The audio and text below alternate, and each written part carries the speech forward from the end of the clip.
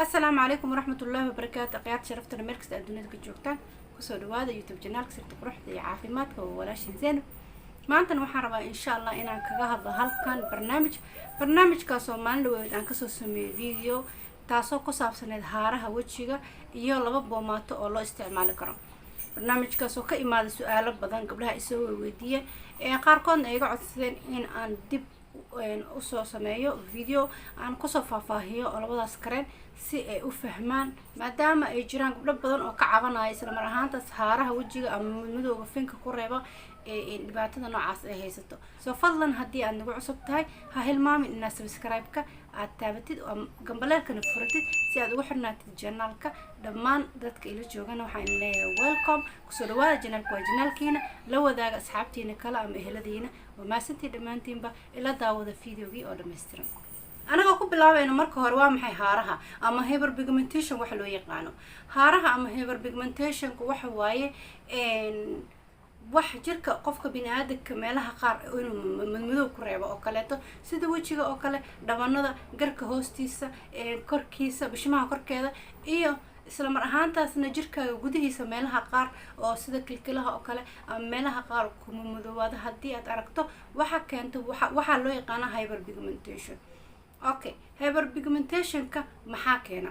hyperpigmentation waxa keena markii maadada loo yaqaano melaninta oo ah skin pigment ama waxa qofka bini'aadamka maqaarkiisa kalarka siiya أي نوع كلر كأتاه عدان هاو مذوق هاو حتى بني آدم كمان حيوان ككلر كيسة وحاسية يعني وحلو يقنا سكين بيجمنتي أو ميلانين أيانا لو يقنا تاس مركي كوردو يعني أنتي لو بهنا إن كبدن وجرك سود دايو وحين قنا سا مركي إن مالها قار مقارك وكسو إفبحه كنا سو مذوق هذا كنا سو موضة قف بس هدي مذوق ده وحلقيها مذوق إنه يكون قطو ماشي قار جرك يعني مذوق كسي مذوقاته هدي عسته هنا ماشي إنه برون كنا قطو مر والب وحيكون حرنته كلر سكينك على ده إن أنت مركي لقصت تقو maxaa keeni kara maxaa sababa inuu qofka jirka dadka qaar ay yeeshtaan hyperpigmentation-ka ilaa dadka oo dhan ma wada lahan dadka qaar ayaa calaamadaha isku arka aniga oo kale waa idin sheegay inaan isku arkay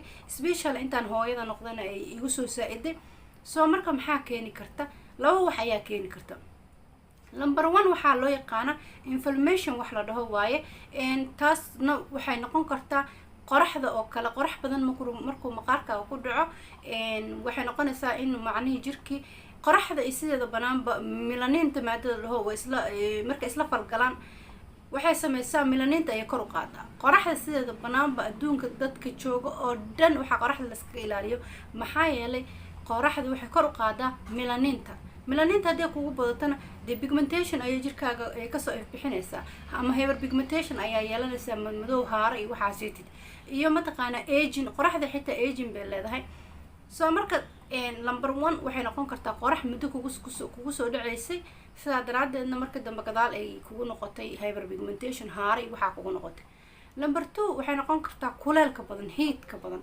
يعني هدي أد كشقيسين ميل كلول أو جوجد أد كلوش هاي ميل جك مدعم أو كلاتو إن هدي إن مدقنا إن ميل أد كنا شا كلول سيد بنام بأمر أما ماشيد أو كلاتو مسقولها مارتي كل مقرنا ساي ستيمينج أما بقار حمام البقار كأ أد استعماشيد أو هيت كأ كلالك وديد جركا ديد ككينيس أو كلاتو تاس هدي أبسطين والغيا ويني جدا نكو كنتو السبب طلبات مركو حنقان كرتا wax loo yaqaano hormonal changes waxay qof badana waxay ku dhacdaa dumarka ayay ku dhacdaa waana xilliga ay dumarka uurka leedahay xilliga ay walacayso iyo xilliga ay wajinayso so waxyaabahaasna waa waxyaabaha keena hyperpigmentation-ka marka inta ka soo tagno sidee loo daaweyn karaa su'aasha meesha ka taagan waa taas oo dad badan ay isweydiinayaan oo maalin walba sidee loo daaweyn karaa abaase hyperpigmentation loo daaweyn karaa dadka qaar waa laga yaabaa inay ku dhahaan abaay kareenkan marso anigu iga baabaashay 2 bir gudaheedu kaaga baabiinaya hal mid ogsoono midaasna waxa waaye hyperpigmentation waa xaalad ka imaanaysa gudahaaga sida aan kuu sheegay melaninta oo jirkaaga ku badatay sidaa daraadeed kareen kasta oo ku cadeeya 2 bir 3 bir gudaheeda kaagama baabiina laga yaabo inuu 2 bir 3 bir ka baabaasho laakiin after 2-3 days hadana marka iska joojisid barti ayuu ka soo noqonaya maxaa yeelay waxaan ma aha wax yacni midabkaaga hadda ka muuqda keliya, waa wax gudahaaga ka imaanaya. taas horta ogsoonow, taas waa inaad fahantaa. waxaa fiican wax walbo intaada daawadeeda helin marka hore inaad ogaatid maxaa kugu keenaya xanuunkan.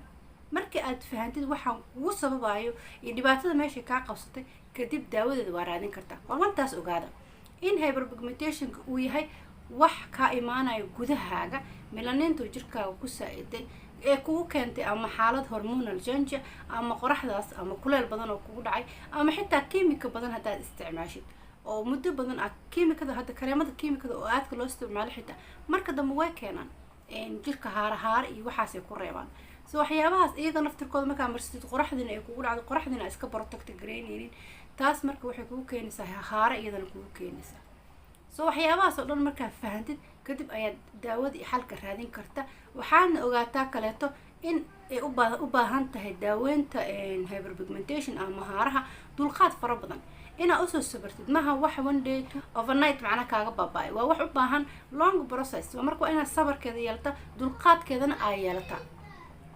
so marka intaa kasoo gudubno, maalinood waxaan kasoo hadlay 2 kareen oo lagu daaweyn karo. 2 kareen waa 2 kareen oo caalamka dadka jooga oo dhan oo haddeer hyperpigmentationka qaba ee isticmaalaan, waana 2 kareen oo daawo ah. so haddii aad haaro qabtid 2daas kareen sawiradooda halkan soo dhigi doonaa. midna waxaa la dhahaa hydroquinone 4% midka ay ku qoran tahay, midna waxaa la dhahaa tretinoin 0.05 midka ay ku qoran tahay. labadaasba way fiican yihiin, waa 2 boomaato oo baabi'inayo haarahaaseetid iyaga ah. marka boomaatooyinkan 2dan boomaato idiin soo sheegayo waa daawo, waxaana lagu daaweeyaa 2 xanuun oo maqaarka ku dhaco. waxaana la kala dhahaa number 1 melasma, waa kan haaraha badanaa dumarka ku dhaco marka xilliyada weliba ay uurka iyo gabadha ay nuujinayso xilligaas ku dhaca. number 2 waa midkan wax loo yaqaano dermatitis loo yaqaano, isagana waa another mataqaana skin condition waaye ama xanuun waaye skinka ku dhaca. so labadaas ayay daaweysaa boomaatooyinkanidid. sidee u isticmaalaysaa? waxaa u isticmaalaysaa midka ay ku qoran tahay hydroquinone 0.0 hydroquinone 4% kay ku qoran tahay baa number 1. asaga markaa wajigaaga soo dhaqatay kadib isticmaalaysa. marka asaga isticmaasho si yar oo khafiifa, farta caaradeeda intaas caaradaas kama badinaysid ayaad wajigaaga dhibic inta ku siisid marinaysa. haaraha meeshay kugu badbadan yihiin ayaad xoogaa ugu roronaanaysaa. then after 10 minutes waxaa ka dulmarsanaysaa tan kaleeto ay tretinoin 0.05 ku qoran tahay. habeen kasta ayaa isticmaalaysa, maalintiina midda ay hydroquinone 4% ayaa isticmaalaysaa keligeed hal waqti, yacni subaxda iyadoo 2 waqti isticmaalaysa, ta kalena hal waqti unbaa isticmaalaysaa. yacni habeenkii waa isla isticmaalaysaa labada, markaa mid marsato oo tan haaraha aa marsato tii kala ka dul marsanaysaa. maalintiina tan haaraha bis ayaad marsanaysaa, hydroquinone 4% ay ku qoran tahay taas ayaa marsanaysaa. marka way noocay badan tahay, iyadoo kareenaa jirto, iyadoo gel ah ayaa jirto, pigment gel ayaa la dhahaa. markaad meesha kasoo gadanaysid waxaa dhehaysaa aniga pigmentation gel baa u baahanaa ama cream oo ka samaysan hydroquinone ayaa dhehaysaa. okay, intaa ileg baa marka la isticmaali karaa. marka intaa laga soo gudbo waan soo fahmanay waxa uu yahay haaro, waa soo fahanay waxa keena, waa soo fahanay maxaa la dhihi jiray waxa lagu daaweeyo, waa soo fahanay sida loo isticmaalo. haddana aan usoo dhaadhacno يعني وقت intee leeg ayaan dawadan wadi kartaa, how long ayaad isticmaali kartaa dawadan. waxaan waa daawo ma waxa iska wadi kartid for the rest of your life. waa wax loo baahan yahay muddo kooban inaad isticmaashay, maxaa yeelay waxaan waa chemical, waa daawona waa ogtay wax walba markii wax lagu daaweynayo waqti bay leeyihiin. iska hadda kaniini hadduu dhakhtar kuu soo qoro oo adig laga haayo beerka ama kelyaha, ma wadaysaa for the rest of your life? no, xanuunkii markuu kaa baabao waa iska joojinaysaa. tanna waa sidaas oo kale, skinkaaga markuu ka dhamaado haaraha waa iska daynaysaa, iskama wadaysid maalin walba. waxaa la ogol yahay marka tan hydroquinone 4% kay ku qoran tahay inaad isticmaashid muddo ilaa 3-4 bil ugu badnaan. yacni marka 4 bil camal ugu badnaan aawadid oo haarihii wajigaaga kasoo dhamaadaan waa iska joojinaysaa. waxaad qaadanaysaa gaab ayaa qaadanaysaa ilaa 90 days ah, 90 beri ama 3 bil haba saa u taqaanid ayaad qaadanaysaa. gaabkaas marka intaa ku jirtid gudaheeda maadaama haara aad qabtid haarahana saan kuusoo sheegay ee taa waxa gudaha ka imaanaya aysan ahayn wax intuu kaa dhamaado kaa daba haraayo oo u baahan process iyo dulqaad aada u fara dheer marka waxaa isticmaali kartaa waxyaabo kaleeto oo aan hydroquinone ka samaysnayn oo isla mar ahaantaas loogu talagalay haaraha iyo madmadowga inuu wejiga ka dhameeyo waxaa jiro serum wax la dhaho ama saliido sida vitamin C serum oo kale wuu fiican yahay inaad isticmaasho wejigaaga kareemo kale oo iyagana loogu talagalay haaraha ama markaas aan ka samaysnayn hydroquinone ayaa soo gadanaysa ilaa inta gaabkaas aad ku jirtid gurigaaga dhexdiisa waa isku cilaajaysaa barandhadoo kale aaday u fiican tahay huruudoo kale aaday u fiican tahay waxyaabahaas oo dhan mida kale markaa haaro qabtid mar walba waa inaad miskiinkaaga exfoliating aad ku samaysaa oo qolofta kore oo mar walba aad iska qaada isbuucii 3 jeer 2 ilaa 3 jeer oo exfoliating scrub inaad ku xoqdid wejigaaga ma fahanti inaa wejigaaga bil walba aad hal mar ama 2 jeer dhaqdid oo aad gurigaaga ku dhaqdid ama meelaha wejiga lagu soo dhaqo kusoo dhaqatid oo intaa markaan kasoo tago gaabka marka intaa ku jirtid waxaasaa sameynaysaa hadhow 3 bil kadib haddana haddaad isku aragtid haarihi inay kugu soo noqonayaan waa soo bilaabaysaa again sidaas haddana usii wadaysa tan ay ku qorantahay tretinoin 0.05 iyadu waa caadi waa iska isticmaali kartaa anti aging waaye oo dad baa hadda anti aging u isticmaalo oo weegii يعني everyday maybe ما استعمالان لكن 4 إلى 5 بري ويجي واسك استعمالان سو marka taas waa iska isticmaali kartaa way ka caawinaysaa pigmentation sidoo kalena way ka caawinaysaa finan hadii wajigaaga leeyahay oo finka aad bay ugu fiican tahay taas dadka finanka qaban waxaan kula talinayaa inay soo gataan boomataas iyada Soomaaliya iyadoo agnisol ay ku qoran tahay ayaa jirto iyo magac kale oo gabar aan asxaabna ay soo dirto waa soo diri doona isagana meesha macnaan ku soo attach garan doona sawirkaas magaca company-ga iyo medical name-ku way kala duwan yihiin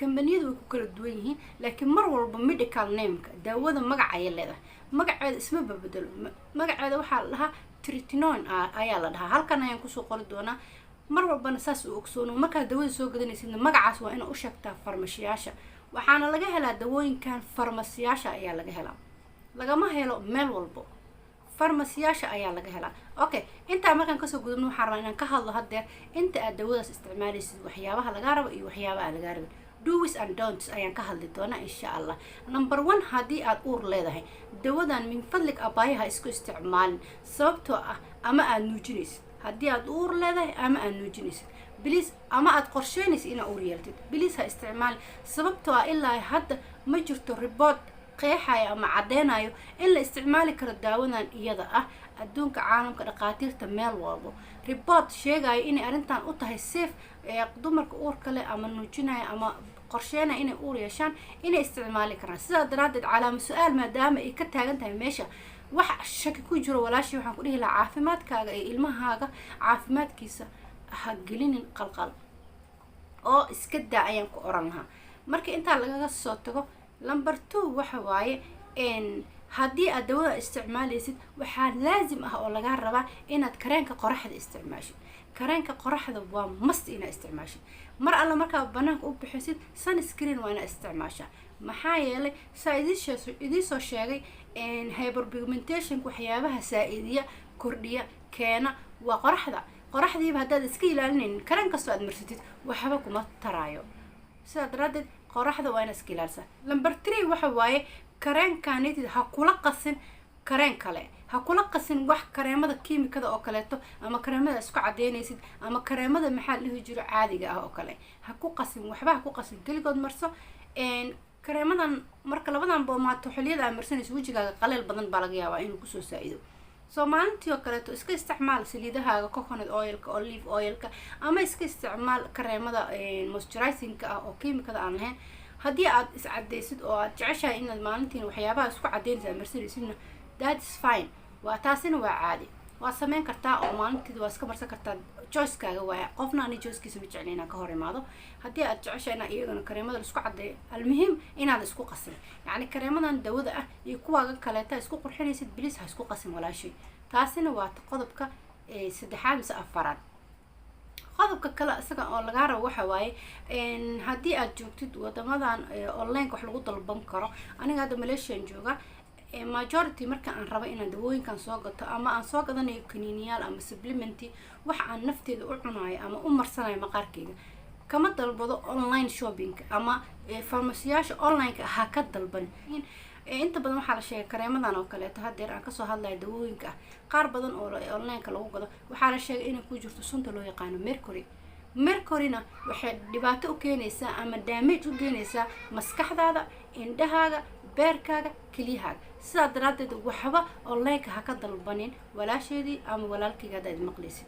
haddaad Malaysia joogtid labadan daawo aniga waxaan ka gatay dukaanka loo yaqaano Guardian oo ku yaalo KLCC dhexdeeda ayaan ka gatay. asaga badanaa ka gataa boomatooyinkan oo kaleeto qayb marka waxay leedahay oo pharmacy ah qaybtaas ayaan ka soo gatay. gabar joogto waxaad rabtid waa weydiinaysaa way ka gadaysaa. Guardian meelo badan ay ku taashaa dukaankaas. I don't know inaad ka heli kartid because kan aniga aan sheegay farmashiya ku dhex yaala. marka haddii kale waxaa ka heli kartaa farmasiyahan loo yaqaano HL-ka Healthline waa kana kaarkiisa. I hope inaad aragtaan haddii kale anaa waa idinsoo sawiraya. Healthline ayaa la dhahaa, member card baan ka haystaa. halkan aniga meesha carwadan igu dhow maxaa la dhihi jiray aan dhahay mallkan igu dhow M3 mall ayaa ku dhex taala. meelo badanna way ku taashaa waxyaabaha ilmaha caanaha nafaqaysan, sharabooyinka ciyaalka oo macnaha fitamiinaadka ah ama kaniiniyaasha everything. aniga hadaan u baahanahay waxyaabo everything ayaan ka gataa aniga. discount way ku sameynayaan soo marka aad u fiican yahay. meelo badan uu ku yaala Malaysia waana de macnaha farmashiyo la hubo. wax hadaa gadanaysid meel la hubo oo nadiif ah ka gado. that's what I mean. anywhere baa ka gadan kartaa laakiin aniga meelaha ka gataan kula share gareynaya haddii aad ka faa'iideysanaysid bismillahi karim. kana waxaa la dhahaa Watson ayaa la dhahaa. dukaankan isagana Watson ayaa la dhahaa. waa kaas